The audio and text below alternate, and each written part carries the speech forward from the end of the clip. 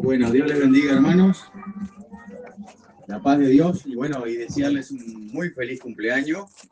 Ya 4 años que tienen acá. Tuve el privilegio de servirles, de ayudarles.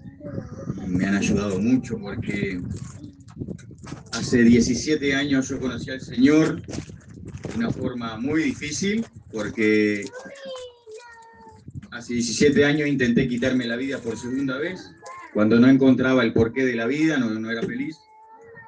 Estaba metido en mucha cosa rara. Y en esos 17 años que llevo en el Evangelio, gracias a Dios no me he apartado. Y he conocido gente linda como acá, como el hermano Gustavo. Tengo algunas anécdotas con ellos. Con el hermano también Diego y Carolina, que tuvimos allí juntos sirviendo en el barrio Marconi. En el barrio Marconi hace 14 años que estamos en una escuela bíblica, instruyendo al niño en identidad, valores y propósito. Y eso consiste en la palabra de hoy, en la que tengo para compartir. Y Gustavo, me gustaría hacer mención a algunas de esas anécdotas que teníamos cuando salíamos de noche a brindarle un cafecito, un pedazo de torta a la gente en situación de calle. Y me acuerdo que también en las esquinas llevábamos tizas grandes, y con esas tizas grandes agarrábamos toda una esquina y escribíamos un versículo bíblico: Jesús es el camino, es la verdad, es la vida. Y después caminábamos cuadras y seguíamos escribiendo esos versículos. Y decíamos, che, qué locura esto, ¿no? De estar escribiendo versículos bíblicos. ¿Vos decís que alguien lo leerá? Y bueno, no sabemos, pero sí alguien lo leyó. Y ese alguien es de la manera que muchas veces Dios lo busca, con lo más simple. En este caso me encanta ver todos estos niños aquí porque ellos tienen una misión importante en su vida, Dios, y en sus hogares. Porque ellos son el presente de este país, son el presente de esta sociedad, y ellos necesitan ser instruidos en el camino de Dios, el cual les va a bendecir. Instruye, como decía la hermana Carolina, instruye al niño en su camino, y aun cuando fuere viejo, no se apartará de él. Nosotros en el barrio hacemos lo mismo que acá. Niños preciosos, un contexto muy difícil, muy crítico. Últimamente todos los días están con las metralletas, los tiros y todas esas cosas. Y es muy difícil porque muchos niños tienen miedo, muchas familias tienen miedo, y muchos padres nos han contado que se quieren mudar porque ya no aguantan más la situación. Pero entendemos también que Dios tiene una misión con ese barrio. No sé cuál es, pero sí entendemos que Dios tiene mucho pueblo ahí, y por eso estamos instalados con la palabra de Dios. La palabra de Dios que llevamos todos los sábados allí enseñando, y no solamente enseñando, viviéndola también, porque de más está decir que si sabemos la Biblia y no la ponemos en práctica, no hay resultado, no hay fruto. Ayer justamente dábamos el fruto del Espíritu Santo, el fruto del Espíritu, que por obra del Espíritu Santo, que es amor, gozo, paz, paciencia, benignidad, fe, bondad, fe, mansedumbre y templanza. Todas esas cosas Dios las depositó en nosotros, cuando con su Espíritu nuevo en nosotros podemos sacar de nosotros y dar fruto. Dios no nos llamó a ser árboles sin fruto, nos llamó a tener frutos. Entonces, terminando esta introducción, gracias Gustavo, gracias Erika, gracias a los hermanos que en algún momento compartimos juntos, de evangelizar. Si algo nos llamó a nosotros, tanto a ellos como a nosotros, es evangelizar. Nos gusta, salimos, somos de lucharla, somos de ir, de venir, de disfrutar lo que hacemos. Amén. Bueno, y pidiéndole a Dios que Dios me hablara para esta jornada, orando en esta semana que recibí la invitación de Gustavo de traer su mensaje. Y es bueno que haya mucho público joven, porque tengo una palabra que justamente el apóstol Pablo le da una orden específica a Timoteo. ¿Tienen Biblia? Todos tienen que tener Biblia. Si no, arrímense a un hermano que tenga una Biblia, porque lo que vamos a hablar es palabra de Dios. Amén. La palabra está en primera de Timoteo, capítulo 3, versículo 14.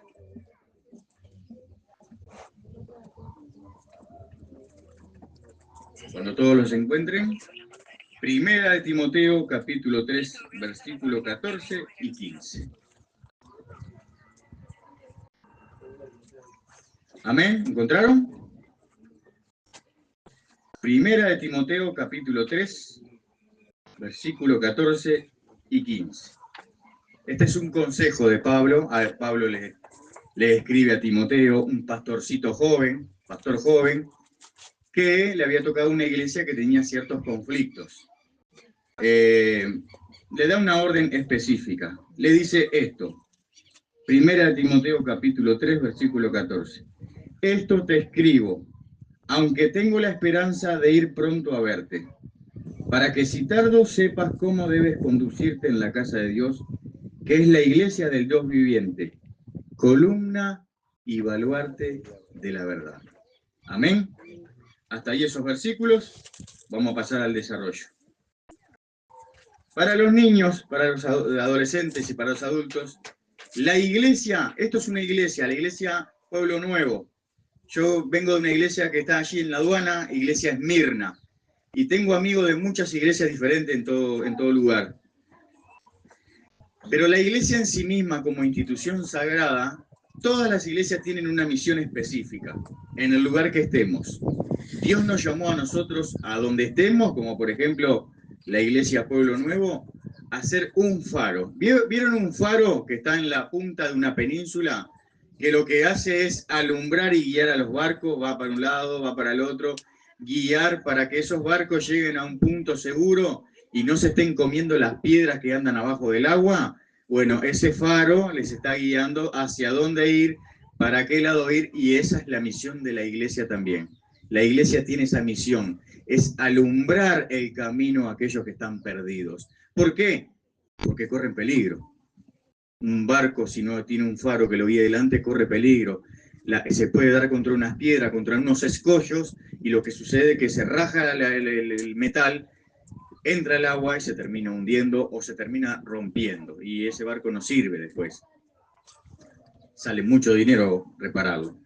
Entonces la iglesia de Cristo, tanto ustedes como la de nosotros, somos la misma iglesia, que Dios nos llamó a hacer luz en medio de tanta oscuridad. Amén.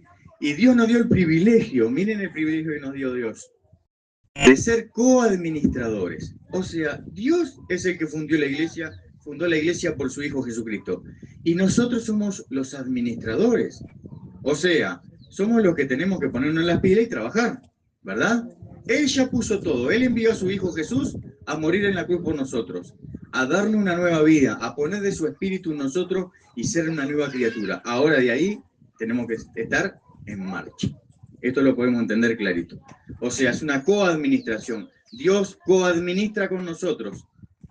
Nosotros estamos en la pista y la información viene de arriba. Amén. Y esa información de arriba no es la que pasó una vez con Noé, que Dios le dijo, Noé, agarrá cierta madera, construí un arca de tantos metros, de ancho, de largo. No, esa voz era audible, la oía solamente Noé, porque alguien que tenía el oído sensible a Dios.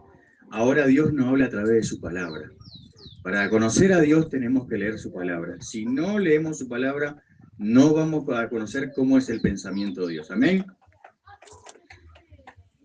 La iglesia en sí misma, nosotros estamos en 2025, pero a través de la historia del año 33 para acá, cuando Cristo muere en la cruz, empezaron a surgir iglesias y empezaron a haber hombres que empezaron a moverse en pos de la iglesia. Vemos a un apóstol Pablo, vemos a Pedro, vemos a Santiago, vemos a Juan. Todos ellos estuvieron al lado de Jesús. ¿Qué hicieron? Una vez que Jesús asciende, para preparar lugar, para cuando venga a buscarnos, nosotros estar en ese lugar, esa es nuestra esperanza, Él les dijo, vayan y prediquen el evangelio a todas las naciones. Vayan y hablen de Jesús a todas las naciones, a toda persona. Y es como decía el hermano que estuvo antes, el pastor de la iglesia de las Piedras, decía, ¿conoce lo que es inclusivo? Bueno, Jesús es inclusivo. Jesús no deja a nadie afuera. Sea que seas rico, sea que seas pobre, que seas negro, que tengan campeones Nike, que tengan los campeones agujereados en la punta, no importa, Dios te recibe, Dios te ama. Amén. Y ese es el mensaje.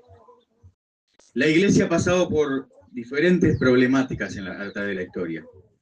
Porque la iglesia, ahora, 2025, vive en un sistema que es un sistema duro, es un sistema perverso. Hoy por hoy quieren normalizar todo lo que está mal. Por ejemplo, la Biblia dice, esto no se hace, y el mundo dice, sí, esto se hace. No quiero nombrar, pero más o menos ya todo el mundo sabe. Yo puedo cambiar de sexo, puedo ser un hombre y gustarme un hombre, puedo ser una mujer y gustarme una mujer, puedo estar con varios hombres, puedo estar con varias mujeres, y eso es un problema. Eso es pecado, y el pecado nos aleja de Dios, lo malo nos aleja de Dios.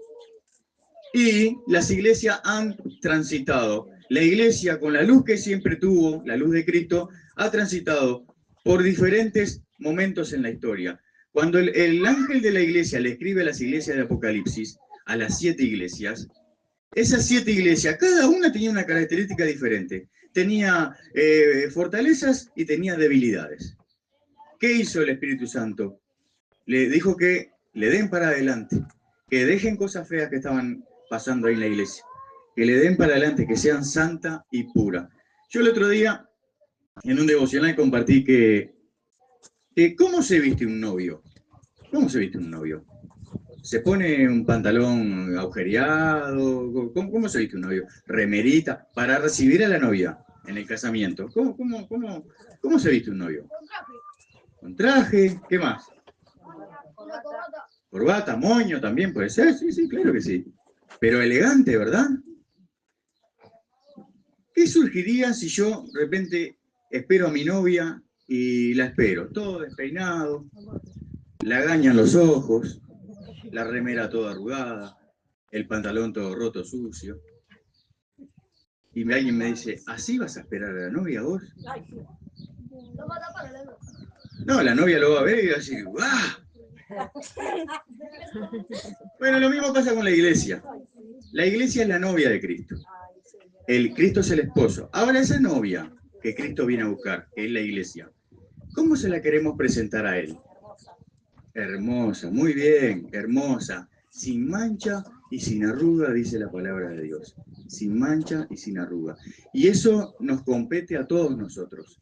Nosotros cuando Cristo venga a buscarnos, sea ahora, en 5 minutos, en 2 semanas, en un mes, Cristo nos venga a buscar, o que partamos de esta tierra antes que Cristo venga a buscar y tenemos vida eterna en Él, tenemos que estar preparados.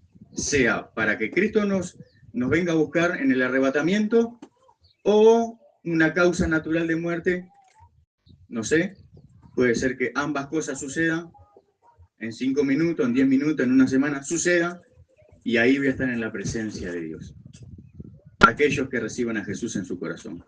Y ustedes, como pasó con, ¿se acuerdan de Marta y María? Marta, estás afanada y turbada.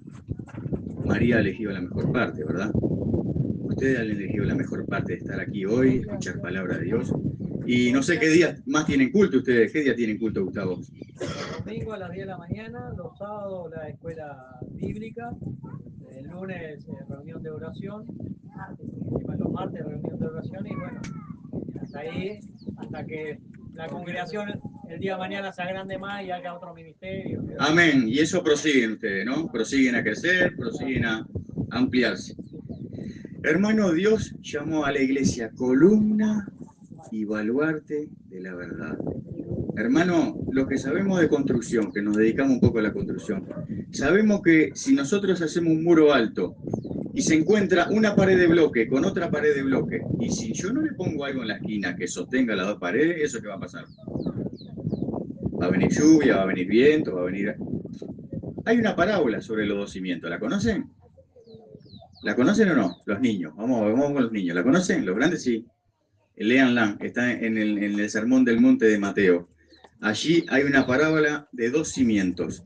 Alguien que escucha la voz de Dios, que oye la voz de Dios, para que construya su casa en un lugar firme, esa casa la construye en la roca, pone su casa con buen fundamento, en la roca, porque dice que van a venir tempestades, van a venir vientos, va a venir agua, lluvia, y esa casa, una casa que está sobre la roca firme, ¿esa casa puede tirarla al viento, puede tirarla a la lluvia? ¿No? Muy bien allí el caballero, no la puede tirar. Pero ve aquí que está el otro ejemplo, que cuando oigo la palabra de Dios, y no la practico y no la cumplo en mi vida, es como aquello que se compara una casa sobre la arena. ¿Y qué pasa? ¿Alguna vez han hecho castillito en la playa o en el barro? ¿Han hecho algún castillito? Y cuando viene la ola, ¿qué pasa? Se desarma. Y armé de lo que la armés. Así es nuestra vida también. Lejos de Dios es construir esa casa sobre la arena. Cerca de Dios, cercano a Dios, es construir esa casa sobre la roca. Vendrán problemas, vendrán aflicciones, vendrá lo que venga, nada puede tirar esa casa porque estamos parados en el mejor fundamento que es Cristo. Amén. Así que esa parábola, escúchenla después, o léanla, o no sé. Hoy con el Google haces parábola de los dos cimientos y aparece y te la narran y todo. La iglesia es llamada columna y baluarte de la verdad. Baluarte no tiene nada que ver con valores. Baluarte es, ¿alguna vez han visto alguna fortaleza? ¿Alguna vez han ido a la fortaleza del cerro, por ejemplo? Algunos de aquí, los adultos, ¿sí? ¿Alguna vez han visto un mapa de lo que era Montevideo cuando se fundó? Lo único que nos queda es un pedazo de muro y la puerta de la ciudadela, no nos queda más nada de ese Montevideo antiguo. Bueno, el baluarte era una de las partes sobresalidas del lugar fortificado, del fuerte, una parte que era la que soportaba el ataque. Ese es el baluarte. No tiene nada que ver con valores, sino que esa parte de nosotros, el baluarte, esté protegido. Y protegido con la verdad de Dios. Hermanos, hoy el mundo no sabe ni lo que es verdad. La iglesia tiene que ser columna y baluarte de la verdad, y lo ha sido por mucho tiempo. Hace poquitos días cumplimos el 31 de octubre, no me vayan a decir Halloween porque me muero. Cumplimos 508 años de la Reforma.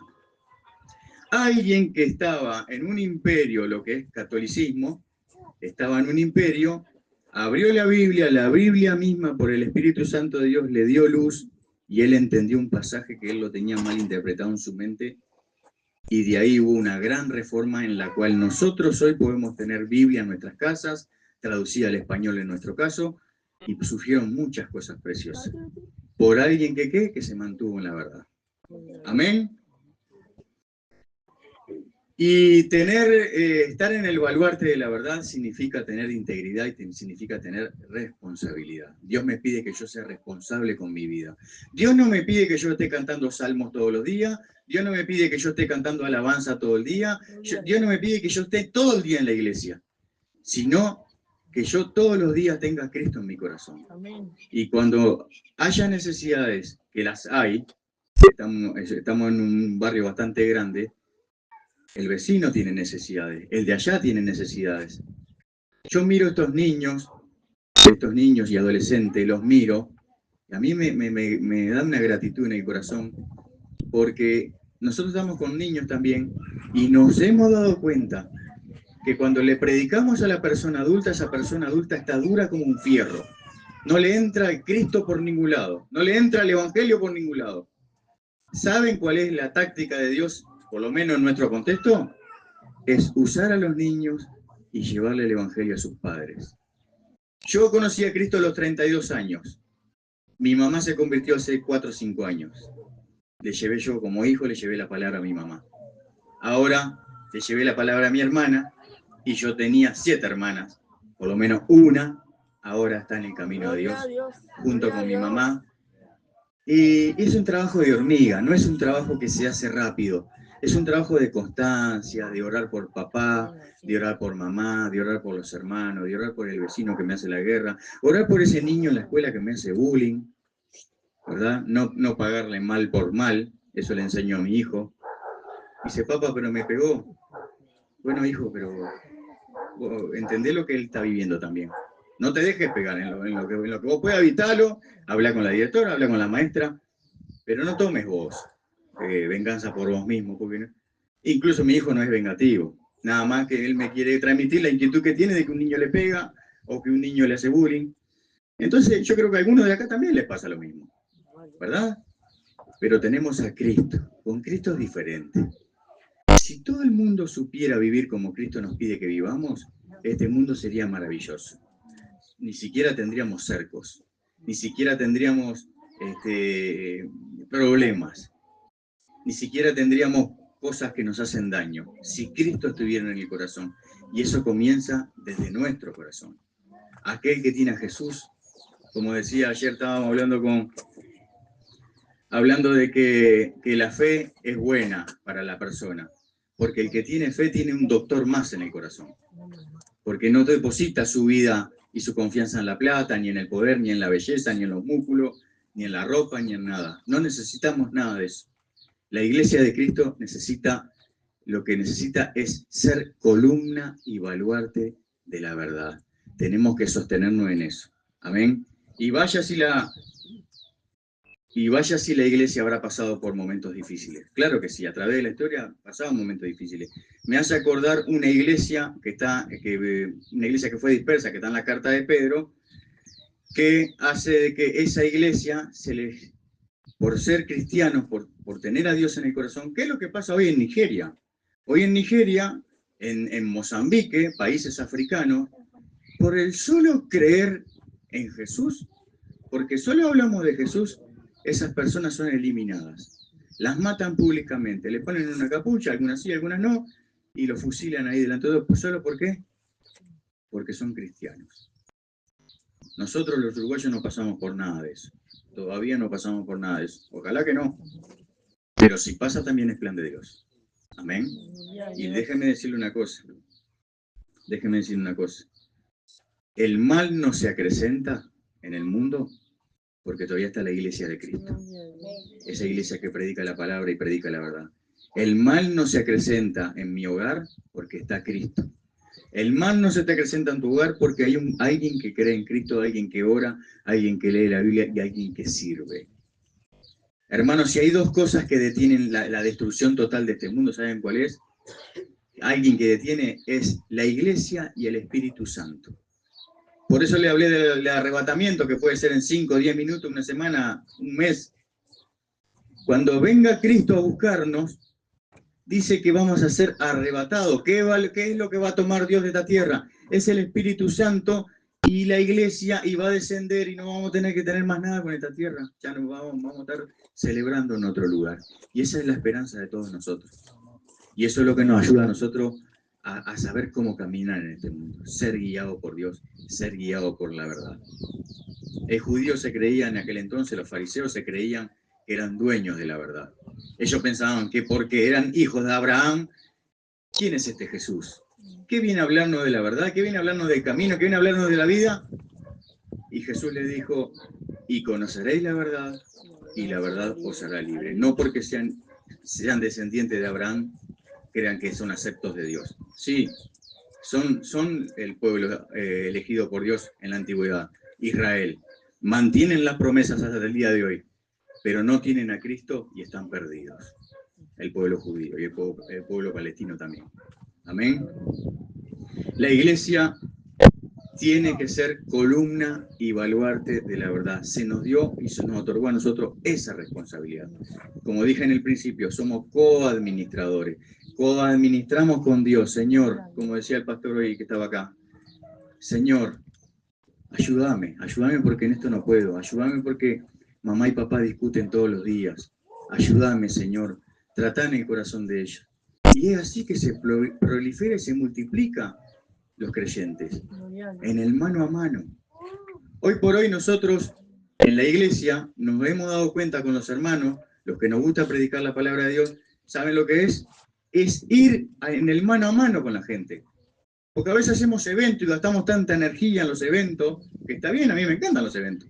Ahora tenemos un evento el primero de diciembre en la Plaza Matriz y vamos a predicar públicamente. Pero me siento mejor y más renovado cuando le predico a una persona en el cara a cara y le hablo de Dios. Y esa persona toma a Dios en su corazón y hay transformación. Salmo 19:6 dice: la palabra de Dios es perfecta que convierte el alma. Chicos y adultos, si queremos que nuestros familiares, nuestros amigos, nuestros vecinos, nuestros compañeros de escuela, de liceo, quien sea, sean una nueva criatura, prediquémosles de Jesús. Hablemosles de Jesús. Jesús es el camino, es la verdad y la vida. Se van a burlar, se van a burlar. Se van a tomar la cosa para la joda, se la van a tomar para la joda. No importa. Yo cuando me convertí, que los hermanos me vieron que estaban con todo el fuego de ser nuevo, me acuerdo Gustavo y Erika y Diego y Carolina. En el barrio se creó toda una campaña que hicimos y hasta el día de hoy tiene frutos. Niños que creen en Dios, familia, que ahora ya no son niños, son adultos, que van a las iglesias.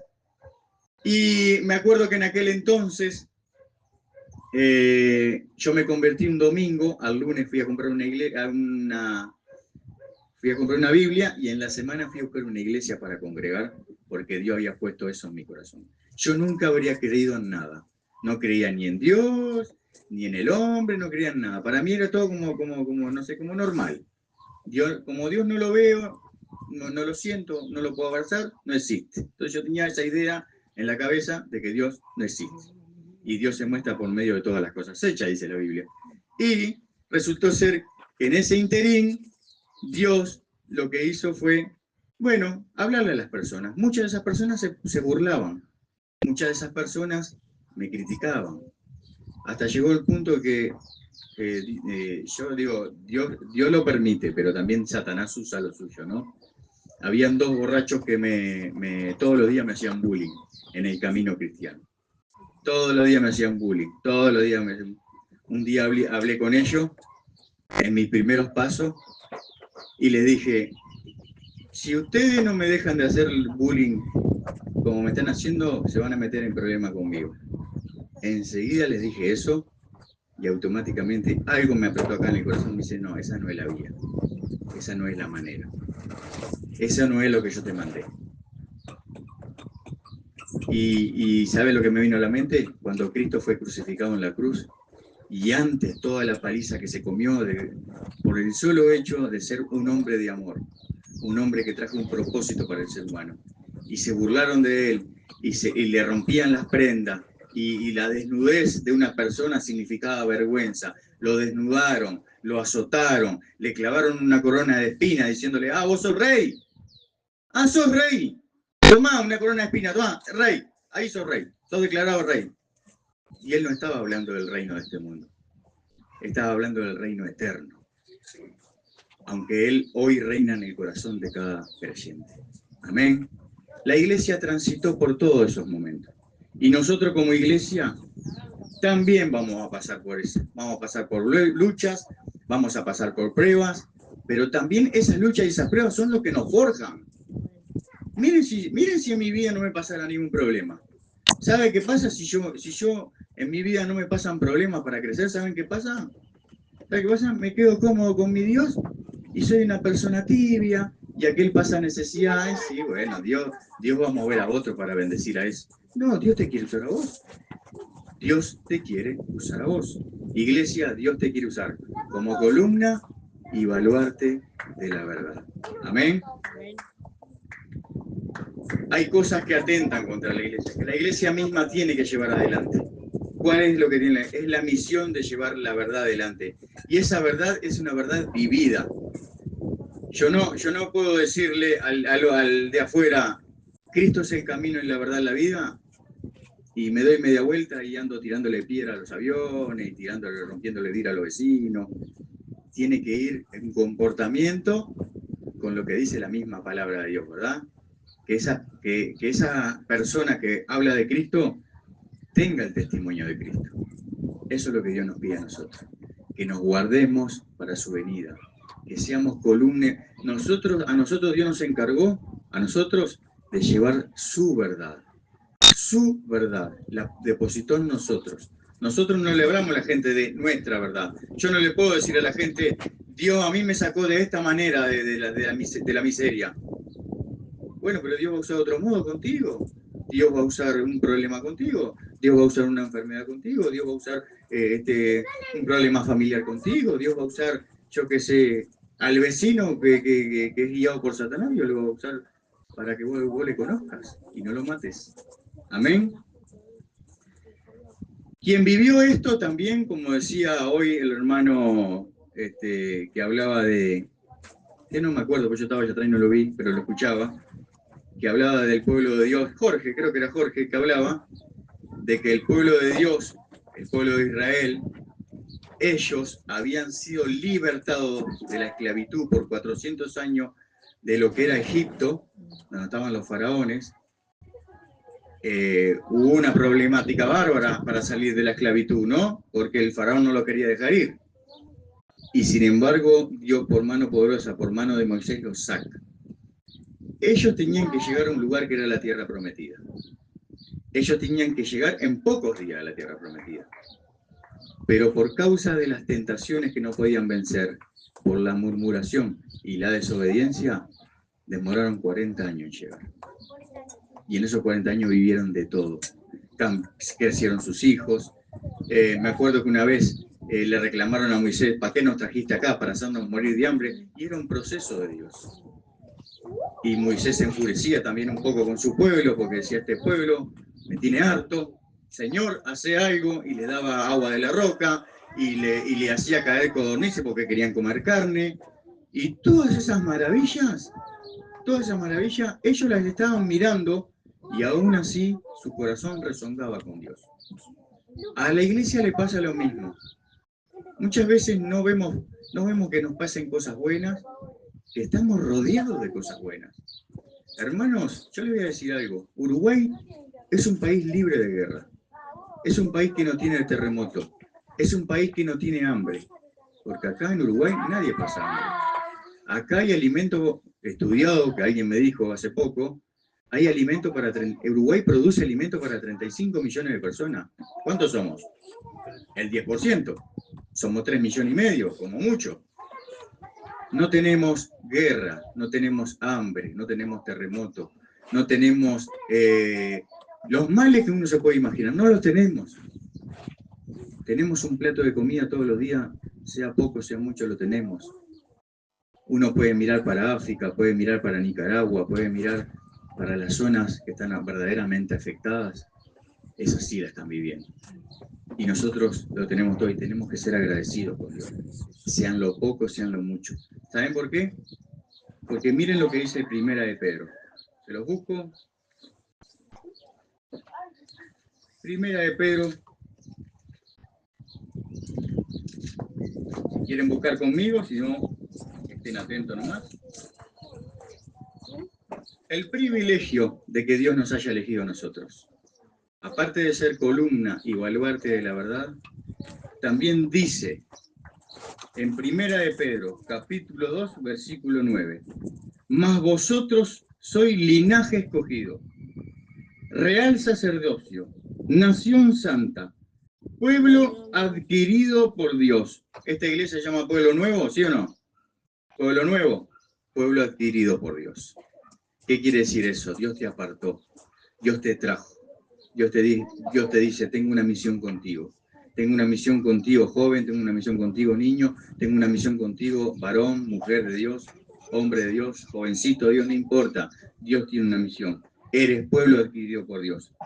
Para que anunciéis las virtudes de aquel que os llamó de las tinieblas a su luz admirable. A vosotros que en otro tiempo no erais pueblo, pero ahora sois pueblo de Dios, en otro tiempo no habías alcanzado misericordia, pero ahora habéis alcanzado misericordia, hermanos. La Biblia dice que yo antes de llegar a Cristo estaba muerto en delitos y pecados. O sea, lo malo me dominaba y eso malo me llevaba a la destrucción. Sin embargo, Dios dice que antes no era pueblo, ahora sí soy pueblo de Él. Él me trajo con una misión. Amén. Y miren lo que dice. Amados, yo os ruego como a extranjeros y peregrinos que os atengáis de los deseos carnales que batallan contra el alma, manteniendo vuestra buena manera de vivir entre los gentiles, para que en lo que murmuran de vosotros como de malhechores glorifiquen a Dios en el día de la visitación al considerar vuestras buenas obras. Amén, hermanos. Que nos abstengamos. Nosotros como iglesia tenemos que saber que estamos de paso. Nadie se va a quedar acá en la tierra. Nadie. Somos peregrinos y extranjeros. Tenemos un peregrinaje. ¿A dónde vamos nosotros? ¿A dónde va el mundo? ¿El mundo va a un lugar seguro, a un puerto seguro? El mundo se está perdiendo, hermanos, porque eligieron el camino ancho. Nosotros elegimos el camino angosto, que es el camino que lleva a la salvación. Amén. Ese camino es el que Dios trazó para nosotros. Envió a su Hijo en la cruz para morir a nosotros, por nosotros. Amén. Y peregrinos y extranjeros. ¿Extranjeros por qué? Porque vamos a estar por un periodo corto de tiempo acá en la tierra. La Biblia dice que esta vida en la tierra, ponele que yo llegue a vivir, si Dios me da la gracia, 100 años, esos 100 años que yo puedo vivir en la tierra, con mi alto, con mis bajos, con mis tristezas y con mis alegrías, esos 10 años no se comparan con lo que está preparado para la vida eterna. No se compara. ¿Y saben con lo que lo compara en el libro de Santiago? Lo compara con el vapor que sale de la caldera. ¿Han calentado agua para el termo? ¿Han calentado agua para el termo? Bueno, esa agua que usted ve, va a apagar la cocina porque le chifla la caldera, ese vapor que sale de la caldera, usted lo ve por un par de segundos. Usted ve ese vapor, apaga la hornalla, ese vapor hace así y transita unos 15 centímetros y el vapor no está más. Y así está comparada esta vida que nosotros llevamos con la vida eterna, que es mucho más grande. Jesús le dijo a sus discípulos que ellos que se quedaran tranquilos. Él le iba a dejar su paz, no como la que el mundo da, porque Él iba a preparar lugar para aquellos que le esperan. Y todos nosotros como iglesia le estamos esperando. Yo no me quiero quedar acá en la tierra. Tampoco me voy a eliminar para no estar en la tierra, eso no existe. Pero lo que sí puedo hacer es mantenerme agarrado de Él todos los días.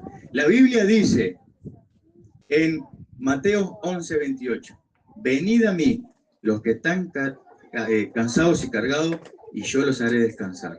Llevad mi yugo sobre vosotros y aprended de mí, que soy manso y humilde de corazón, y hallaréis descanso para vuestras almas. Porque mi yugo es fácil y ligera mi carga. ¿Sabe lo que es estar enyugado con Cristo? Acá en este campo que veo, que hay mucho campo, no sé si hay bueyes. ¿Hay bueyes por acá? ¿Alguien ve bueyes? No hemos visto. ¿Pero alguna vez lo han visto en otro lugar? No se puede poner un buey con un burro, por ejemplo. Un buey con un caballo. ¿Verdad? Un buey con un buey, lo que hacen es que vos le trazás lo que se llama el yugo, que es una forma de madera que va incrustada contra el lado de los cuernos, y esos bueyes lo que hacen los dos juntos, como son bueyes, lo que hacen es tirar para adelante, se les pone un tipo de arreo y se les pone un arado, entonces alguien les da la orden de que arrancan y esos dos bueyes van para adelante. Ahora vos le pones un burro, un caballo, lo que sucede es que en vez de hacerte surco recto, el surco va a quedar así, no va a poder plantar nada. La lechuga te va a quedar toda como la banana, ¿vio? La lechuga. Y la idea es que cada cosa conserve su identidad. ¿Por qué les digo esto? La Biblia nos pide que estemos enjugados con Cristo. Enjugado quiere decir agarrado con Él. Yo como que yo fuera un buey y Él al lado mío como un buey. Juntos caminando, sin separarme de Él. Caminando todos los días, prestando atención, sabiendo y entendiendo qué es bueno y qué es malo. Eso Dios nos dio la capacidad a nosotros, hermanos. Así que, iglesia, tenemos una misión importante. Ya lo han dicho, ya lo han sabido, pero se seguirá diciendo. Somos columna y baluarte de la verdad. Conservemos esa identidad. Yo sé que cuesta, yo sé que cuesta, yo sé que el mundo a lo bueno le llama malo y a lo malo le llaman bueno. Yo sé que está todo trastornado. Y para lo mejor que nos quieren obligar a nosotros a creer cosas que no son bíblicas. El otro día con un niño, el año pasado fue, un niño, vos obedecé a tu papá en todo lo que tu papá o tu mamá te diga, pero no obedezca a tu papá y a tu mamá cuando te diga algo que la Biblia prohíbe. Ahí decirle no, papá, mamá, esto no se puede. Porque en mi barrio lo que resulta ser era como la antigua ley, la ley del talión. ¿Qué pasaba? Vos me pegaste, yo te pego. En la ley del talión, ojo por ojo, diente por diente. ¿Y qué hacían los niños? No, mi madre dijo que vaya y yo le pegue a ella. ¿Vieron? Que ahora, mañana va a haber paro porque no hay escuela, porque le pegaron se armó una trifulca ahí, extendieron el paro, porque le pegaron a una madre, a una maestra, a otros padres. Y a los niños. Y a los niños también, sí, a todos, cobraron todos, se mostró el video. Una barra de niños entró a golpear a los niños. Exacto. Entonces, ¿qué le enseñamos a los niños en un contexto crítico así? Lo que dice la Biblia. La Biblia dice que yo debo de amar al otro, de amarlo. Yo sé que es difícil amar al que me hace la guerra, es difícil, pero debo de amarlo, debo de cuidarlo. Porque el primer mandamiento que dice la Biblia, que antiguamente eran 613 mandamientos, en el Nuevo Testamento fueron comprimidos en 2 mandamientos. Se comprimió todo. Jesús dijo, ahora son 2 mandamientos. Y amarás a tu Dios con todo tu corazón. Y amarás a Dios con toda tu alma, con toda tu mente y con toda tu fuerza. O sea, con todo. Con lo que está afuera que se ve y con lo que está dentro que no se ve. Con todo. Y el segundo mandamiento más importante es, y amarás a tu prójimo como a ti mismo. ¿Quién es mi prójimo? No importa quién sea, político. ¿Hay que amar a los políticos? Ay, mamá. Se me complica para amar a los políticos. Pero tengo que amarlo, hermano. Tengo que predicarle, ir con el que está sufriendo. Como pasó con Jesús, cuando Isaías hablaba de Jesús en el capítulo 53, ¿verdad? Del siervo sufriente, ¿verdad? Amar a las personas, amar la obra también. Hermanos, estos hermanos, yo los conozco de años y han puesto todo siempre. Han puesto todo para que esta obra esté aquí y Dios les bendiga y que pueda seguir creciendo y que mucha gente del barrio pueda seguir conociendo la palabra de Dios. Porque ellos han sido puestos en este barrio como faro, alumbrar a la gente, decirle, che, Cristo es el camino y la verdad y la vida. Y nosotros como iglesia nos tenemos que mantener firmes. Vamos a abrir para terminar Hebreos 10:35. Hebreos 10:35.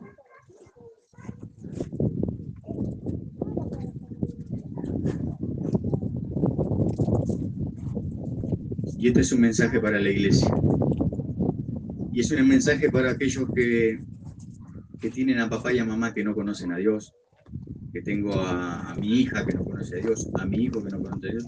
Yo tengo hijos que no conocen a Dios, tengo familia que no conoce a Dios. Y oro por ellos para que Dios le abra el entendimiento, para que la palabra de Dios penetre en su corazón. Porque los miro en condición de personas que están fuera de la línea de Dios. Y yo quiero con mi oración, y que sea la voluntad de Dios, que ellos regresen al camino y se encuentren con Dios. Hebreos 10:35. Y esto es un mensaje para mí, para la iglesia y para todo aquel que escucha.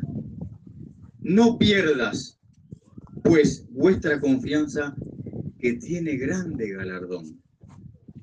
Porque os es necesaria la paciencia para que, habiendo hecho la voluntad de Dios, obtengáis la promesa. Porque aún un poquito, y el que ha de venir vendrá y no tardará.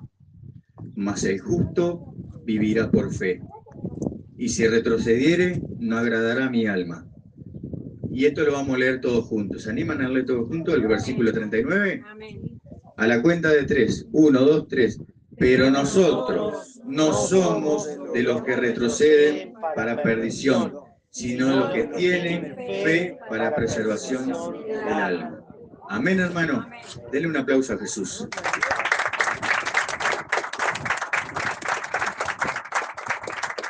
Iglesia, somos llamados columna y baluarte de la verdad.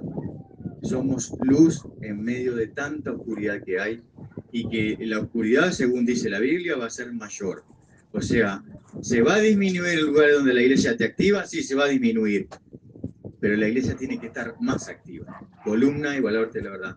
Vamos a orar por esta palabra y que sea de bendición para nuestro corazón. Padre querido, te damos las gracias, Señor. Gracias primeramente por estos 4 años de la iglesia de nuestro hermano Gustavo, Erika, también Carolina, Diego, Jorge, Eliana, por todos sus hijos preciosos, por todos estos jóvenes hermosos también que tienen. Gracias, Señor. Como dice tu palabra, que tú produces en nosotros el querer como el hacer por tu buena voluntad. Señor, yo te pido por ellos, Señor, para que su fe esté firme cada día más. Y para cuando vuelva a visitarlos en algún momento, esto sea más acrecentado, Señor.